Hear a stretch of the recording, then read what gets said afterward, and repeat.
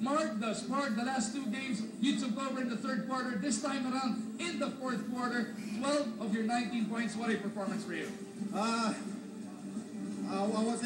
got in mga 5 minutes na lang ng fourth quarter, and I wasn't really shooting that well, and I wasn't really shooting the ball. So what I did, when I got in, I just shot the ball.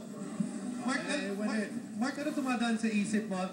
You know, like you said, hindi maganda yung shooting mo so far, but then you come in and you trigger I believe it was a 15-2 run, and everything you shot goes in. What goes through your mind in that process? I'll tell you the truth. So, yung offense namin, kung makikita mo, hindi gaano maganda. So, ginawa ko, I was trying to feel for the game, and nothing was really happening for me. I wasn't getting good shot.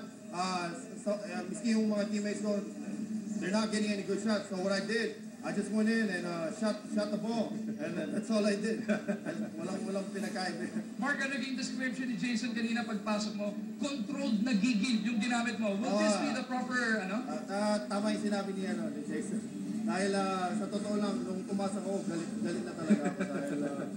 Dahil, I was sitting down the whole fourth quarter watching my team lose, and I couldn't do that.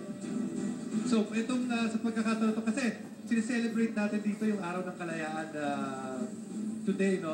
And sa araw na to, pwede mo ba sabihin na ikaw ang naging hero para sa Barangay Ginebra dahil sa ginawa mo? Yung tao na lang medyo mayabang kung ako na magsasabi. Ikaw na nga pinili namin na best player, pinatanong mo pa sa akin yung ito talagang Okay, ako lang. Maraming salamat, Mark the Spark. How about you invite the entire Barangay Ginebra sa inyong mga susunod pang laro? Watch us on next Friday against, I don't know, kayo na lang magsabi dahil guguluhan ako eh. Medyo galit pa ako eh. Actually, ang kalaban nyo, yung Powerade this coming Friday, dito rin sa Smart Araneta Coliseum.